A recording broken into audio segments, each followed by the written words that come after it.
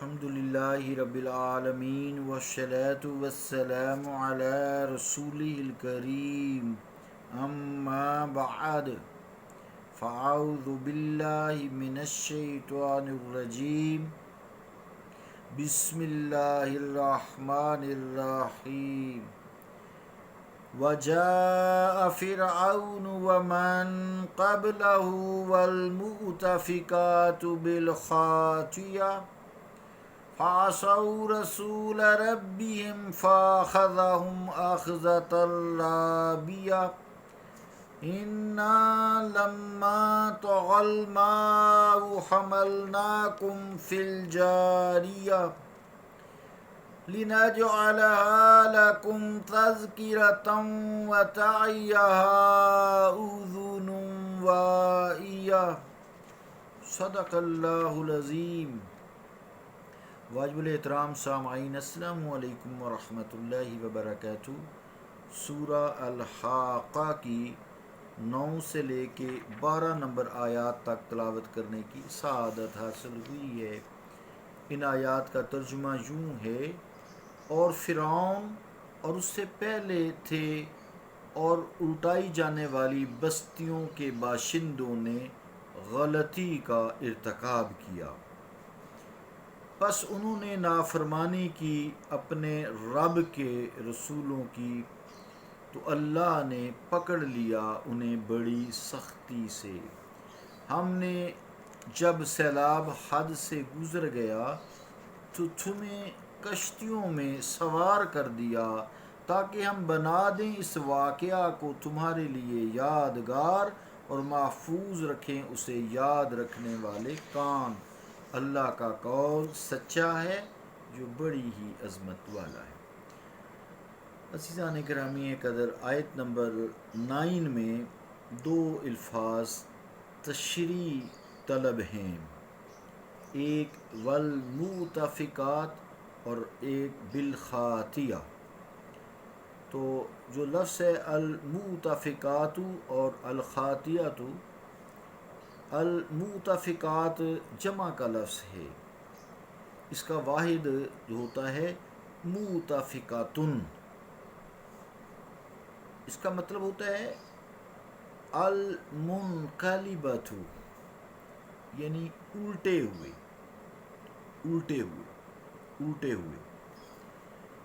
جب کوئی بستی الٹا دی جاتی ہے تو عرب کہتے ہیں اِتَفِقَتِ الْبَلَدَةُ بِأَهْلِهَا اِذَا انْقَلَبَتْ، اور اسی سے الافک ہے جس کا معنی ہوتا ہے جھوٹ، کیونکہ جھوٹ بھی حقیقت کو الٹا دیتا ہے۔ اس سے مراد قوم عاد کی 5 بستیاں ہیں، یعنی یہ جو لفظ ہے نا والمؤتفقات، اس میں سورہ الحاقہ کی آیت نمبر 9 میں اس سے مراد 5 بستیاں ہیں قوم عاد کی، جن کے نام یوں ہیں: سدوم، عمورہ، ادمہ، سبوبیم اور 5واں جو ہے سوغرہ۔ جب اللہ تعالیٰ نے ان کو ہلاک کرنے کا ارادہ کیا تو ان پر آگ اور گندک کا میਂہ برسایا، بارش ہوئی، میंہ کہتے ہیں بارش کو، زمین سے پھر اس کی وجہ سے بدبودار بخارات نے اٹھ کر ان کو ڈھانپ لیا، پھر یہی بخارات اللہ تعالیٰ نے پانی میں تبدیل کر دیے اور ایک بحیرہ کی شکل میں جمع ہو گئے۔ مراد یہ کہ اب یہ گندک کا پانی جہاں جمع بحیرہ ہو گیا، پانی کا ذخیرہ ہو گیا، وہاں پانی اور گندک مل کے گندک کا سخت بدبودار اور ہو گیا۔ اسی کو آج بحیرہ موت یا بحرمیت کہتے ہیں۔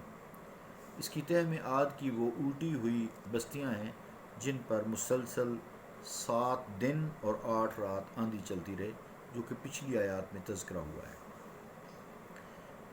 ایک لفظ یہ جو مؤتفقات تھا اور دوسرا لفظ تھا الخاطئہ، یعنی والمؤتفقات بالخاطئہ، یہ 2 لفظ تشریح طلب تھے۔ تو الخاطیہ کا مطلب ہوتا ہے، دو مطلب لیتے ہیں اس کو، ایک جان بوجھ کر غلطی کرنا، اور دوسرا مطلب یہ لیتے ہیں کہ بھولے سے غلطی کرنا، یعنی ایک جان بوجھ کر ارادے سے غلطی کرنا، ایک بلا ارادہ غلطی کا ہو جانا۔ یہ الخاطیہ کے دونوں معنی مراد لیے جاتے ہیں۔ اموی رحمۃ اللہ علیہ فرماتے ہیں المخطیو اسے کہا جاتا ہے جو نیکی کا ارادہ کرے لیکن اس سے غلطی ہو جائے، اور خاطئی اسے کہا جاتا ہے جو جان بوجھ کر مناسب بات کا نامناسب بات کا ارتکاب کرے۔ مراد یہ ہے کہ جو خاطئی ہوگا، خطا کرنے والا، یہ جان بوجھ کر خطا کا، غلطی کا ارتکاب کرتا ہے، اور جو المخطئی ہوتا ہے یہ کرتا تو نیکی ہے لیکن اس سے غلطی ہو جاتی ہے۔ زمین آسمان کا فرق آ گیا۔ تو الخاطیہ تو اس کا معنی یہاں پہ گناہ ہے، یعنی جان بوجھ کر غلطی کرنے والا۔ دوسرا معنی مراد لیں گے، قرطبی رحمۃ اللہ علیہ فرماتے ہیں الخاطیہ الذنب العظیم، یعنی بہت بڑا گناہ۔ اب دونوں معنی سمجھ آ گئے تو آیت کا پھر یہ مطلب ہوا کہ جب فرعون اور اس سے پہلے گزری ہوئی قوموں نے اور غلطیاں کی، جیسے قوم عاد کا اور قوم سمود کا تذکرہ پچھلی آیات میں ہوا ہے، اور جب انہوں نے جان بوجھ کر غلطیاں کی فرعون نے اور ان سے پہلی اقوام نے، تو ان کے الٹے ہوئے شہروں کے مکینوں نے جان بوجھ کر بڑے بڑے گناہوں کا ارتکاب کیا تھا، تو فرمایا کہ کیا ہم نے ان پر اپنا عذاب بھیجا؟ یقیناً بھیجا۔ تو اس وجہ سے یعنی جان بوجھ کر گناہ کرنے سے ان کی بستیوں کو الٹ دیا گیا۔ شرک جتنی بھی قوموں پر عذاب آیا، ان کا مین گناہ، بڑا گناہ عظیم، ان الشرک لظلم عظیم، ہی انہوں نے جو ہے، جسے قرآن کریم نے بھی کہا ہے نا، ان الشرک لظلم عظیم، کہ شرک گناہ عظیم ہے، تو یہ گناہ عظیم ان سے ہوا۔ پھر رسولوں کی نافرمانی جو آیت نمبر 10 میں بتائی گئی، فعصوا رسول ربیہم، تو انہوں نے اللہ تعالیٰ کے رب کے رسولوں کی نافرمانی کی۔ یہ دو بڑے گناہ ہیں، یعنی عقیدہ توحید سے پھر گئے اور رسولوں کی نافرمانی، دو عظیم گناہ انہوں نے کیے۔ اب جن کا تذکرہ ہوا ہے اقوام کا، قوم عاد، قوم سمود یا دوسری جتنی بھی قومیں ہیں، اللہ تعالیٰ نے جو رسول بھیجے ان لوگوں نے ان کو ستایا، اذیتیں دیں، نافرمانی کی، یہاں تک کہ قتل کر دیا۔ ان کی مخلصانہ نصیحتوں کی پرواہ نہ کی، اس کا یہ نتیجہ نکلا کہ ان کو مہلت دی گئی۔ جب مہلت کی گھڑیاں ختم ہو گئیں تو اللہ تعالیٰ نے ان پر شدید ترین عذاب نازل کیا اور اس کی شدت کو پھر بڑھا دیا اور ان کو تباہ کر دیا، جیسا کہ اس آیت میں ہے فَأَخَذَهُمْ أَخْذَةً رَابِيَةً، تو اللہ نے پکڑ لیا ان کو بڑی سختی سے۔ تو رابیۃ کا مطلب ہوتا ہے ربا یربو، یعنی بڑھنا، زیادہ ہونا، اسی سے ربا ہے، سود جسے کہتے ہیں، بڑھا کر لینا دینا بھی۔ تو ای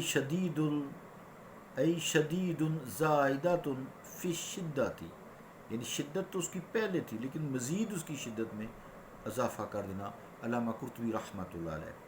آگے جو عزیزان گرامی قدر دو آیات ہیں 11 اور 12، اس میں طوفان نوح کا تذکرہ کیا گیا ہے، جس میں منکرین تو غرق کر دیے گئے، لیکن جو مختصر گروہ حضرت نوح علیہ السلام پر ایمان لایا تھا وہ کشتی میں سوار ہو گئے اور ڈوبنے سے بچ گئے۔